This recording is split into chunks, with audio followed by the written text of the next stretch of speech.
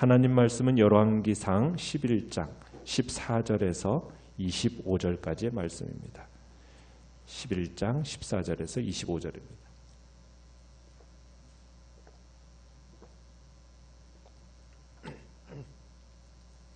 열왕기상 11장 14절에서 25절까지 우리 한 목소리로 같이 읽겠습니다. 시작. 여호와께서 에돔 사람 하닷을 일으켜 솔로몬의 대적이 되게 하시니 그는 왕의 자손으로서 에돔에 거하였더라. 전에 다윗이 에돔에 있을 때에 군대 지휘관 요압이 가서 죽임을 당한 자들을 장사하고 에돔의 남자를 다 쳐서 죽였는데 요압은 에돔의 남자를 다 없애기까지 이스라엘 무리와 함께 6달 동안 그곳에 머물렀더라. 그때에 하닷은 작은 아이라 그의 아버지 신하 중 에돔 사람 몇몇과 함께 도망하여 애굽으로 가려 하여 미디안을 떠나 바란에 이르고 거기서 사람을 데리고 애굽으로 가서 애굽 왕 바로에게 나아가매 바로가 그에게 집과 먹을 양식을 주며 또 토지를 주었더라. 하닷이 바로의 눈앞에 크게 은총을 얻었으므로 바로가 자기의 처제 곧 왕비 다브네스의 아우를 그의 아내로 삼음에 다브네스의 아우가 그로 말미암아 아들 그누밧을 낳았더니 다브네스가 그 아이를 바로의 궁중에서 젖을 떼게 하매 그누밧이 바로의 궁에서 바로의 아들 가운데 있었더라. 하닷이 애굽에 있어서 다윗이 그의 조상들과 함께 잔 것과 군대 지휘관 요압이 죽은 것을 듣고 바로에게 아뢰되 나를 보내어 내 고국으로 가게 하옵소서. 바로가 그에게 이르되 내가 나와 함께 있어 무슨 부족함이 있기에 내 고국으로 가기를 구하느냐. 대답하되 없나이다. 그러나 아무쪼록 나를 보내옵소서 하였더라. 하나님이 또 엘리아다의 아들 르손을 일으켜 솔로몬의 대적자가 되게 하시니 그는 그의 주인 소아바 왕 하닷에셀에게서 도망한 자라. 다윗이 소밧 사람을 죽일 때에 르손이 사람들을 자기에게 모으고 그 무리의 괴수가 되어 다메섹으로 가서 살다가 거기서 왕이 되었더라. 솔로몬의 일평생에 하닷이 끼친 환난 외에 르손이 수리야 왕이 되어 이스라엘을 대적하고 미워하였더라. 아멘. 오늘 말씀의 제목은 나를 향한 사랑의 채찍이라는 제목으로 말씀을 나눕니다. 이스라엘은 솔로몬의 통치 아래 역대 최고의 부귀와 영화를 누리게 됩니다. 하나님이 솔로몬을 어떻게 보면 세상에서 가장 큰 지혜자로 만드셨죠. 세상의 그 누구와도 비길 수 없는 큰 지혜를 가졌던 솔로몬입니다. 그렇지만 그는 이 지혜를 사실 적절하게 사용하지를 못했습니다. 하나님을 경외하는 것이 올바른 지혜의 근본인데 말년에 솔로몬은 온갖 지혜를 지녔음에도 불구하고 하나님을 경외하는 지혜는 가지지 않았죠. 그에게 하나님을 경외하는 지식이 없으니까 우상을 숭배하게 됩니다. 결국 하나님이 솔로몬에게 진노하시게 됩니다. 하나님은 지속적인 당부, 지속적인 경고, 그럼에도 불구하고 그 당부와 경고가 무시가 되고 말죠. 그래서 하나님께서 심판을 솔로몬에게 내리십니다. 그 심판은 가혹한 거였어요. 솔로몬의 나라를 나누어서 그의 신하에게 주겠다라는 선언이 이제 되어진 겁니다. 하나님은 솔로몬이 이방신들을 쫓는 것에 대해서 심판을 선언하신 후에 이제 가나안 지역의 국제 정세를 이스라엘에게 매우 불리하게 진행해 나가십니다. 북쪽과 남쪽에 이스라엘에게 앙심을 품고 있던 옛 적들을 강성하게 하여서 이스라엘을 괴롭게 한 겁니다. 자, 1번 문제를 보시면 하나님이 솔로몬의 대적으로 일으키신 사람들은 누구입니까? 자, 14절에 보면 누구를 일으키셨습니까? 에돔 사람 하닷을 일으켰습니다. 자, 23절에 가보시면 누구를 또 일으켰습니까? 엘리아다의 아들 르손입니다. 이 엘리아다의 아들 르손은 아람족으로 이루어진 소바 사람의 소바라는 이 나라 사람입니다. 자, 2번을 보시면 자, 하닷은 어떤 과정을 거쳐서 솔로몬에게 위협적인 존재가 되었습니까? 우리가 읽어봤지만 하닷의 인생은 정말 한편의 영화와 같이 파란만장한 인생이었습니다. 마치 모세의 인생하고 거의 좀 비슷하게 느껴져요. 원래 에돔 족속이 15절 16절에 보면 다윗에게 의해서, 그러니까 요압에 의해서 거의 전멸당하게 되었었습니다. 다윗이 이 지역을 평정하면서 왕족들을 거의 몰살시키다시피 한 거거든요. 그런데 당시 왕족 중 어린 소년이었던 이 하닷이 극적으로 탈출을 합니다. 그래서 18절에 보면은 어디로 도피했습니까? 애굽으로 도피하게 됩니다.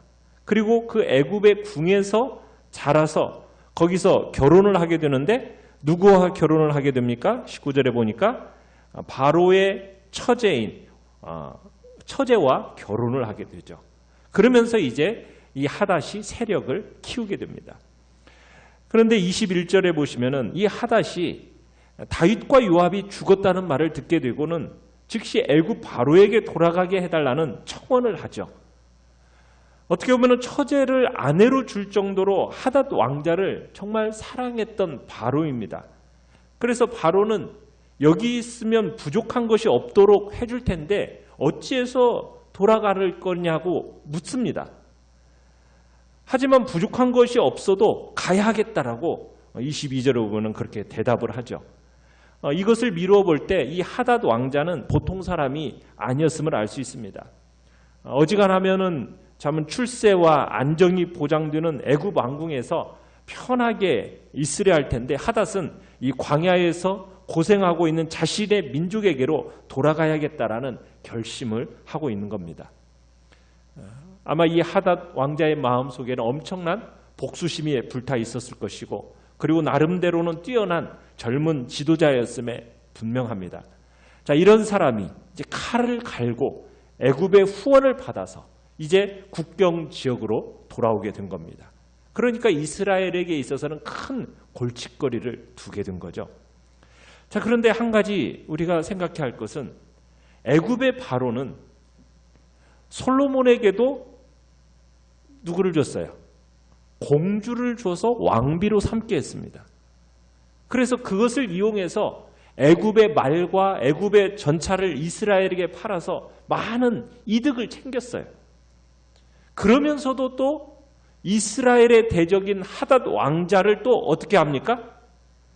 왕실의 여인을 아내로 삼게 하고 또 그의 세력을 은밀하게 후원합니다. 애굽이 이렇게까지 이를 꾸미는 이유는 뭐겠습니까? 자신들의 어떠한 실제적인 이익을 생각한 거라 할 수가 있죠. 그러니까 세상은 100% 의지할 만한 친구가 없다는 얘기입니다.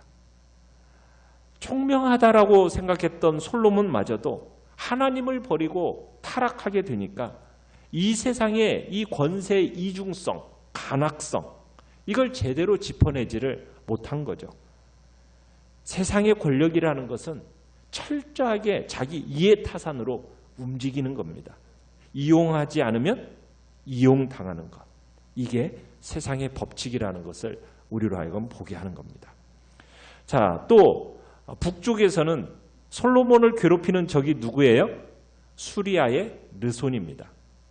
아람족으로 이루어진 나라인데 이 소바라는 나라는 동으로는 유브라데강, 남으로는 암몬까지 이르는 비교적 넓은 영토를 차지한 나라가 바로 이 소바입니다.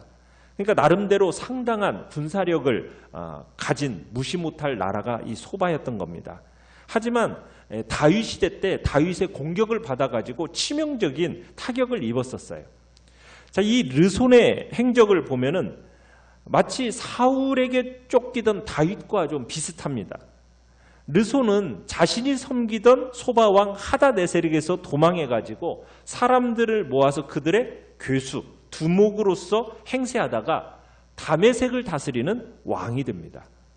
그러면서 이 르손이 이제 솔로몬 시대 이후에 가장 강력한 왕국을 이루는 왕조를 시작하게 되는 거죠. 이 르손 역시 다윗이 왕위에 있을 때는 숨도 제대로 못 쉬고 지내다가 다윗이 죽고 솔로몬의 이 통치 말기가 되니까 이스라엘의 국력이 약화되면서 스스로 왕이 되어 이스라엘을 공격하기 시작하게 된 겁니다. 자, 그러니까 지금 이스라엘은 다윗 왕조의 원한을 품은 두 세력, 남쪽에서는 에돔이, 북쪽에서는 수리아가, 소바가 지금 이스라엘을 견제하고 있는 겁니다. 그러니까 솔로몬의 절대적인 이 가나안 지역 통치가 점점 약화되고 있음을 지금 보여주고 있는 거죠. 자, 3번을 보시면 하나님이 하닷과 르손을 일으켜서 일평생 솔로몬의 대적이 되게 하신 의도는 무엇이겠습니까? 지금 다윗 때에 거의 진멸되었던 에돔과 수리아가 다시 일어선 것은 뭐 때문이죠? 솔로몬의 범죄 때문이죠. 사실 이들은 솔로몬이 하나님을 경외하고 그의 계명에 순종할 때는 솔로몬을 대적할 만한 힘이 있었습니까? 없었습니까? 직접적으로 대적할 만한 힘이 없었던 자들이에요. 그랬던 사람들이 이제 솔로몬이 범죄하고 하나님의 계명에 불순종하니까 솔로몬을 대적해서 일어난 겁니다.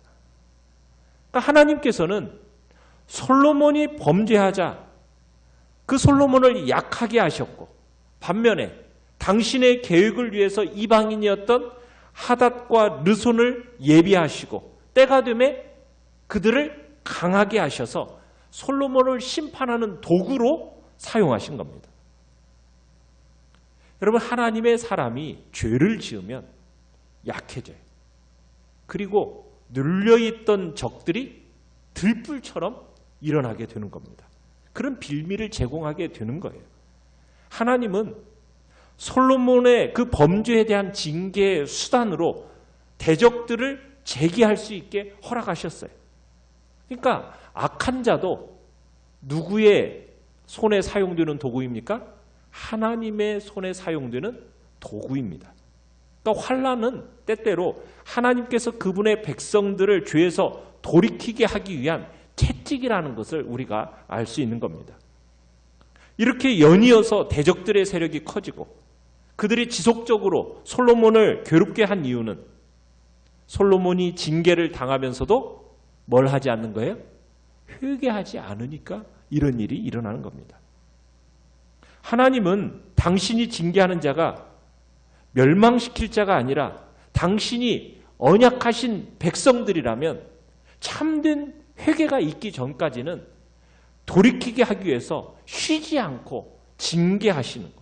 그 징계 손길을 펴시는 거예요. 온몸이 상하고 터지고 멍들고 병들어도 회개하기 전까지는요, 하나님이 그 매를 절대로 돌이키지 않으십니다. 언제까지요? 회개할 때까지. 혹독하게 징계하시는 것이, 이것이 또한 우리를 향한 하나님의 사랑입니다. 그러니까 하나님의 사랑이라는 것은 잘못하는 것을 보고도 그냥 내 자식이다, 무조건 감싸는 그런 종류의 눈먼 사랑이 아닙니다. 하나님이 우리에게 베푸시는 사랑은 의롭고 진실한 사랑이에요. 우리를 의롭고 거룩하게 세워주시는 사랑이란 얘기입니다. 그러니까 하나님의 자녀인 성도인 우리를 향해서 하나님이 죄 가운데서 돌이키지 않는다면 돌이킬 때까지 뭐 하시겠다는 거예요? 징계를 주신다는 거예요. 그러면은 우리는 해야 할 일이 뭡니까? 징계를 그저 피하려고 도망달리려고 할 게 아니라 뭐 해야 되는 거예요?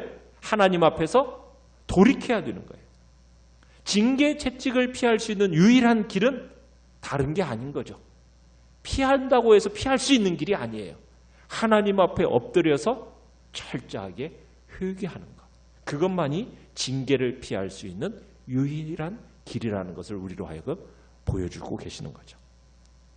자, 4번 문제를 보시면, 자, 다윗이 왕위에 있을 때는 잠잠하던 하닷이 솔로몬 시대에 이스라엘을 치고자 일어나는 것을 볼 때 무엇을 느낍니까? 여러분, 솔로몬의 통치 말기에는 그의 주변에 많은 변화가 지금 있어요. 그죠? 이와 같은 변화는 그에게 하나님의 뜻이 무엇인지를 보여주는 일종의 모니터와 같은 겁니다. 범죄함으로 분별력이 흐려진 이 솔로몬으로서는 지금 하나님의 뜻을 알 수가 없는 거예요. 우리는 여기서 하나님께서 당신의 뜻을 우리의 주변 환경을 통해서도 우리에게 나타내신다라는 것을 우리가 주의해서 봐야 됩니다. 만약 우리 주변의 환경이 여건이 막 급격하게 막 바뀌고 때로는 우리가 추진하는 일들이 막 뒤틀리고 막히잖아요. 자꾸 그런 일들이 생기면은 우리는 하나님의 뜻이 어디에 있는지 확인하는 시간을 갖는 것이 필요한 겁니다. 그러니까 우리 그리스도인들의 삶에 있어서 일어나는 온갖 어려움들은 어떻게 보면 하나님께서 자신의 삶을 반성하도록 우리로 하여금 일깨우는 메시지로 받아들일 수 있어야 한다는 얘기예요. 하나님의 사람들은 주변의 환경이 급격히 변하고 상황이 막 변하는 것에 대해서 지혜롭게 반응해야 됩니다. 생각도 판단력도 없이 그냥 막 시류를 쫓아 그렇게 살아가서는 안 되고 범사에 모든 일에 있어서 나 자신을 반성하면서 상황에 대한 이해를 겸해서 하나님의 뜻을 묻는 기도를 지속적으로 드려야 한다는 얘기죠. 그리고 자기의 삶에 하나님을 거스리는 부분은 없는가 이것을 돌아봐야 한다는 얘기입니다. 하나님은 역사를 주관하시는 분이십니다. 모든 만물과 환경을 통치하시면서 자신의 뜻을 이루어 가시는 분이 하나님이세요. 우리의 삶의 현장도 동일한 겁니다. 하나님이 역사하고 계신다면 그 역사하는 그 환경을 통해서 자신의 뜻을 알려주고 싶어 하시는 거예요. 그래서 우리는 때때로 하나님의 뜻을 우리가 거스르거나 때로는 하나님의 인도하심에 다른 길을 막 걸어갈 때에는 하나님이 우리 주변의 환경을 변화시킵니다. 그래서 자신의 뜻을 우리에게 가르쳐주고 싶어 하시는 거예요. 그러니까 우리는 상황과 환경에 대해서 민감하게 반응할 필요가 있는 거죠. 그래야 우리가 솔로몬과 같은 실패에 빠지지 않게 되는 겁니다. 우리가 살아가는 그 삶의 현장, 그 변화의 물결, 이 속에서 우리로 하여금 하나님의 뜻을 발견할 수 있는 지혜를 달라고 오늘도 주님 앞에 기도하며 나가시길 바랍니다. 자, 5번을 보시면은 우리가 그릇된 길로 갈 때 하나님이 매를 드시고 징계하시는 것은 자녀인 우리를 사랑하시기 때문임을 여러분은 알고 있습니까? 히브리서 12장 6절에서 이렇게 말씀하세요. 주께서 그 사랑하시는 자를 징계하시고 그가 받아들이시는 아들마다 채찍질 하심이라 하였으니. 자, 요즘 왠지 모르게 나를 공격하거나 힘들게 하는 사람이 있나요? 그를 통해 하나님이 내게 무엇을 가르치려 하시는가 한번 생각해 보시길 바랍니다. 자, 기도 제목을 오늘의 기도를 같이 한번 읽어보겠습니다. 시작. 회초리를 들어서라도 나를 바른 길로 이끄시려는 하나님 아버지의 사랑에 감사드리며 내가 하나님의 궤도에서 벗어나 있다면 빨리 돌이켜 제자리를 찾을 수 있도록 도와주소서. 아멘. 말씀을 생각하면서 기도하시고요. 연약한 우리의 지체들을 위해서 기도하시며 또 코로나19 바이러스로 고통당하는 이 시대 속에서 하나님의 백성들을 긍휼히 여겨달라고, 온 세계와 열방을 하나님 긍휼히 여겨달라고 위해서 기도하시고 또 하나님의 은혜 가운데 일상이 회복되는 은총을 또한 베풀어 달라고 우리 시간 주여 우리 3번 부르짖으면서 합심해서 같이 기도하겠습니다. 주여 주여. 하나님 말씀은 열왕기상 11장